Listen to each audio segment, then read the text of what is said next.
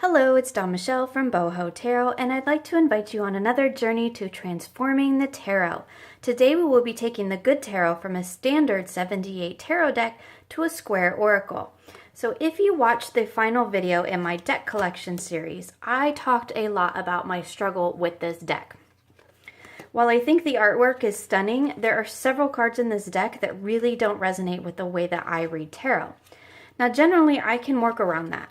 I usually can find something in the image to connect with.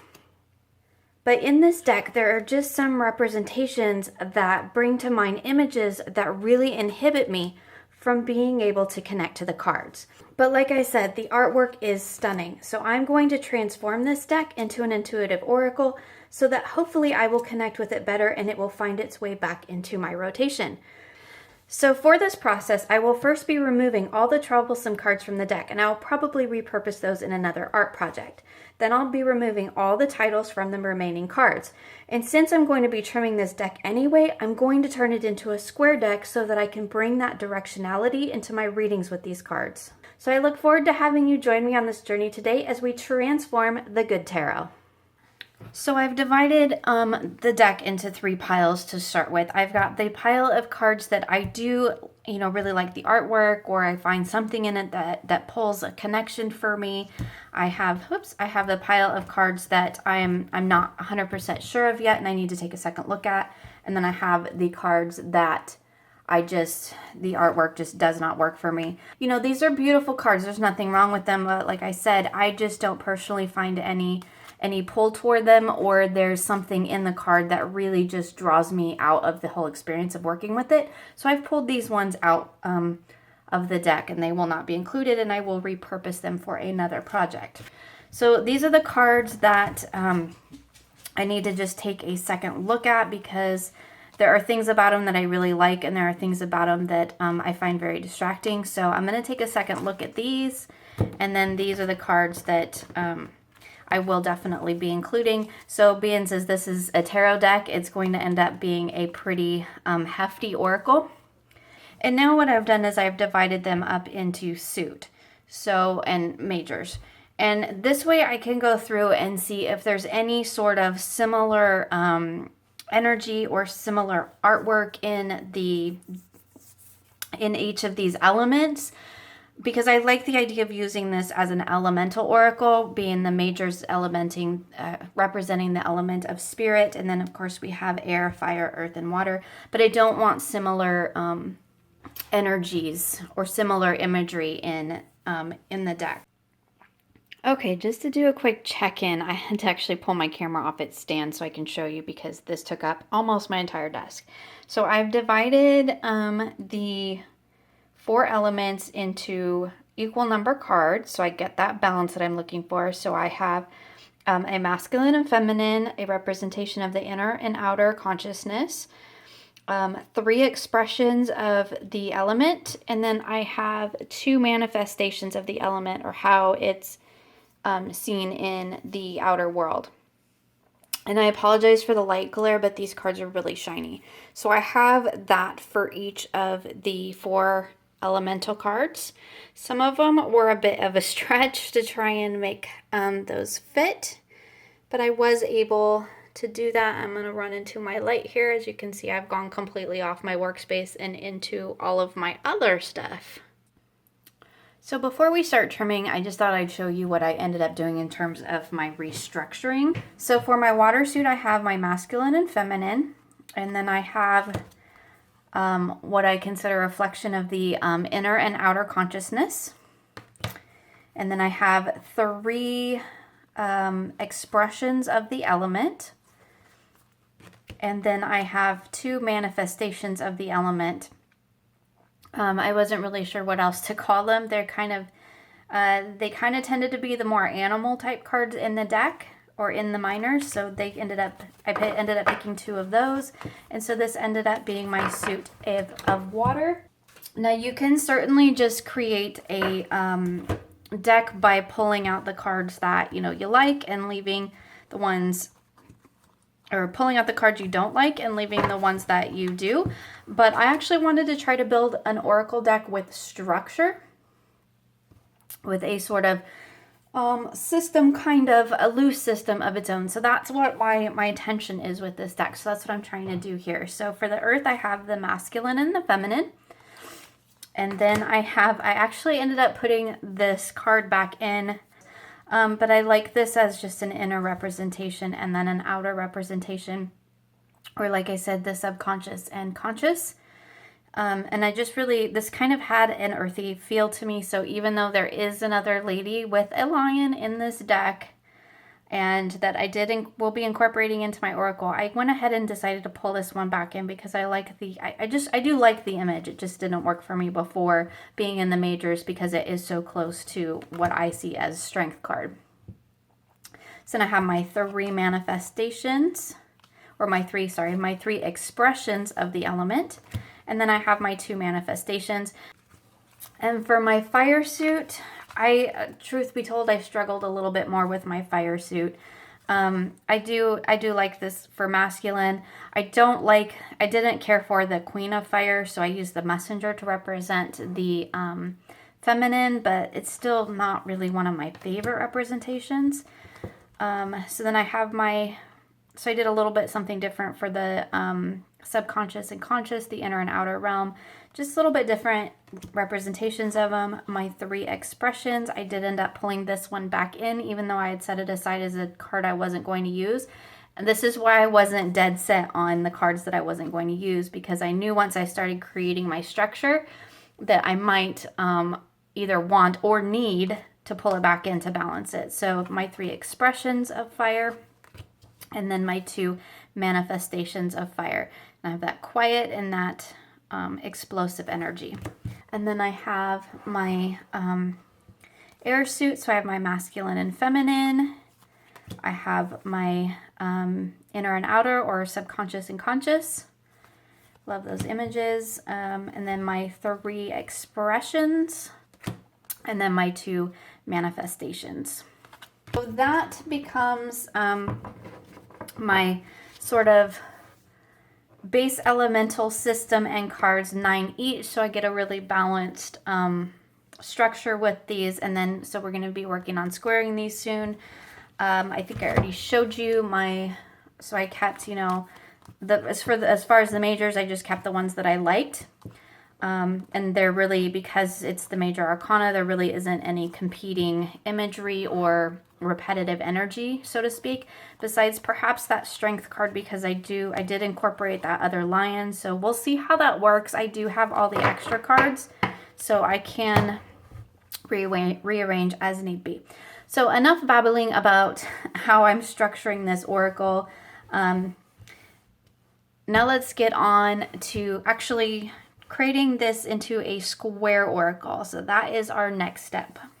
So before we actually start cutting these, because I need to be able to see where I want my artwork, generally, so when you square a deck, it's really easy.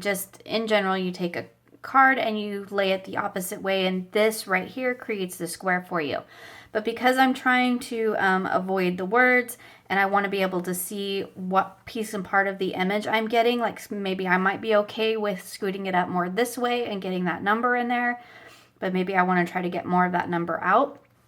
So to be able to see that, basically, I'm going to create a square template.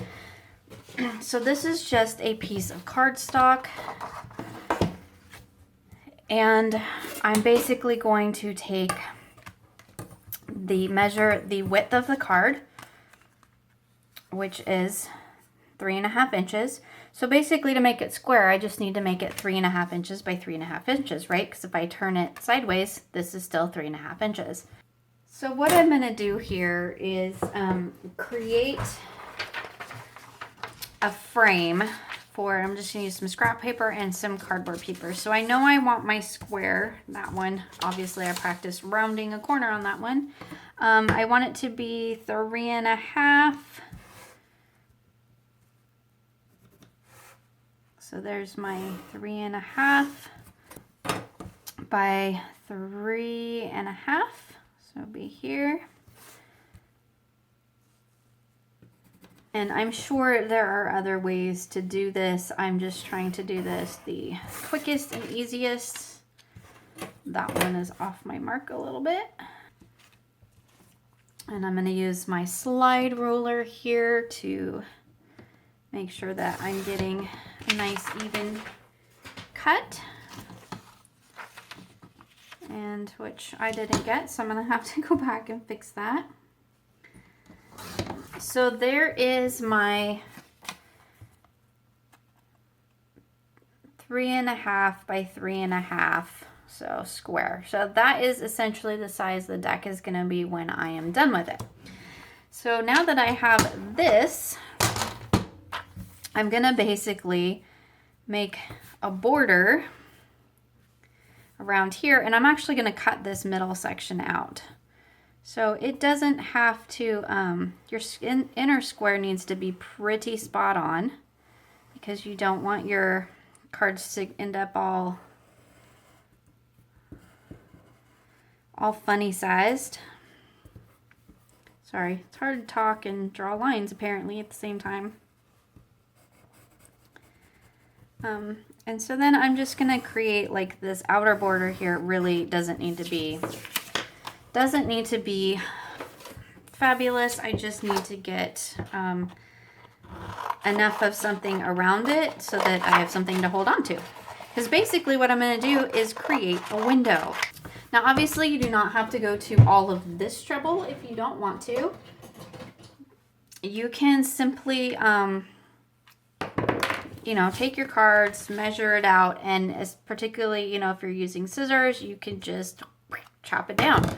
But I like to be a little bit more precise than that, at least when I can. So what I'm going to do is make myself a little cheat sheet window so that I am ensuring that I get the pieces and parts of the images that I want. Whew, that was a bigger chore than I thought it was going to be. Let's move this stuff out of the way. So this is my 3-inch square, and now I've made a window, and it is a little bit wonky, but I should be able to use the lines on my trimmer to help straighten those back out. So what I'm kind of doing here now is just sort of moving it around to see where I want the image to be, and I'm really only marking the bottom line at this point, and I'm just using the 3.5 to create my second cut, so I really don't even need to make a second line. I'm not really loving that I'm getting the numbers on the majors, so I may have to see if there's something I can do about that later on. But just wanted to point that out, so we'll just keep on trimming. You could also just use, now that I did that, you could also just line this up, you know, cut the text off and then measure your 3.5 from there. You don't even have to create this window. For the majors, I don't think that that's really going to matter so much, but when we get to the minors, I think that you're going to be able to shift this around a little bit to see where you want to actually make that first cut. So maybe I want to use the top of the card here and just cut there. Maybe I want to cut both some off the top and bottom. So I think that's really where in the major or in the minors is really where this little window is going to come in handy. For the majors, I'm trying to work around the numbers as best I can, but it is what it is. So I would like to get those numbers off, and that's kind of what I'm using this window for the majors, is to see, can I get those numbers off? And in most of the cases, I can't, unless, like, here's a good example. If I just shift this down just a tad, I can actually cut that 12 off, and I just get a little bit down there, and that's fine. So for this one, I'm actually going to use that as my base. And I'm going to mark here. And so I'm going to leave a little bit of the text. And so I'm going to leave a little bit of that text and hope that I get the majority of my number cut off,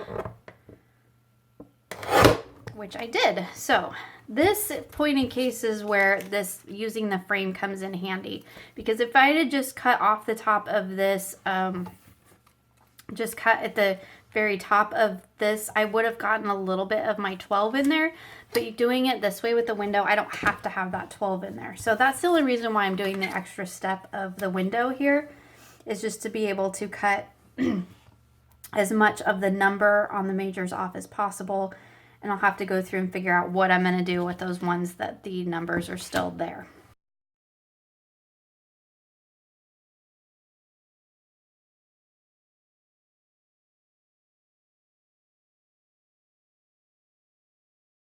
Okay, so I've got the whole deck corner rounded and it looks fantastic.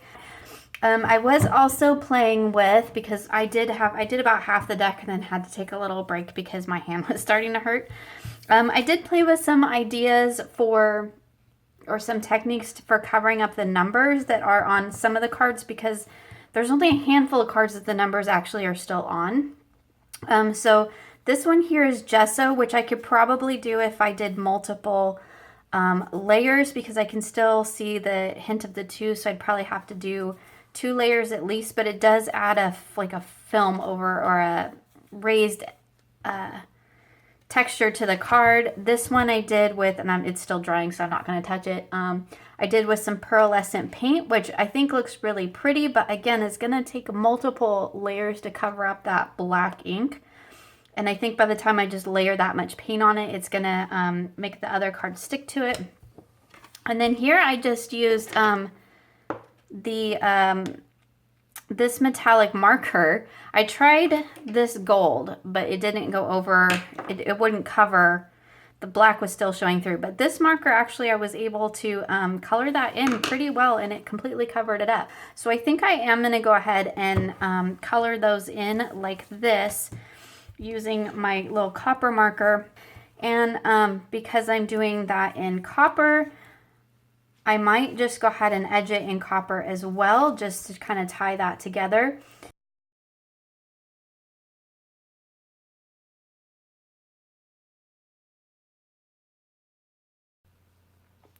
So here we see the finished product.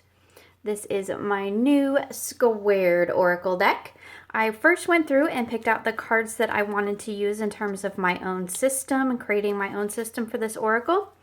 I then squared it down, covered up the numbers in the places where there were numbers on those few major cards, and I have edged it now in, I did a copper base, and then I rubbed in and did my antiquing technique with some different vintage distress stamps, just to kind of give it that worn, kind of vintagey copper look, which I think works really beautifully with these cards.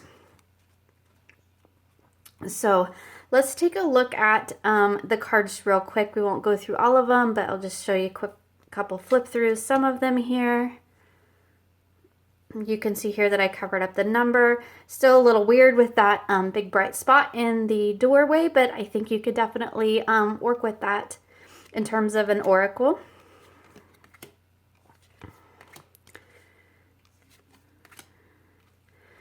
That one's upside down, but the whole point of this was to be able to do the directional readings, so it doesn't really matter that it's upside down.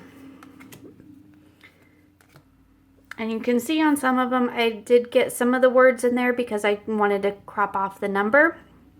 And I'm okay with that. It's just a little hint of the titles. You can't tell what title it was, so. And a lot of these images I worked to try and get, some of them, if you can see, the top remained, and I worked to get that image centered as best I could in the card.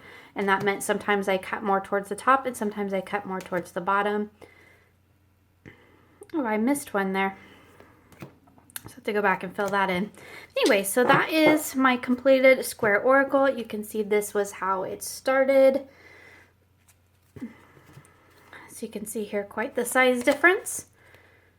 And I will show you that the backs are all a little bit different, but that really doesn't bother me. And this particular back, I don't think you would really even notice unless you were really looking for it. But like I said, it doesn't really bother me, so I don't really pay attention to the backs anyway. So here are a few cards that I did some testing on cards that just didn't make it into my Oracle deck with the structure I was creating. And I have 2 other cards over here that I was doing some testing on, different colors. I was testing a gold versus a copper. Ended up using the copper.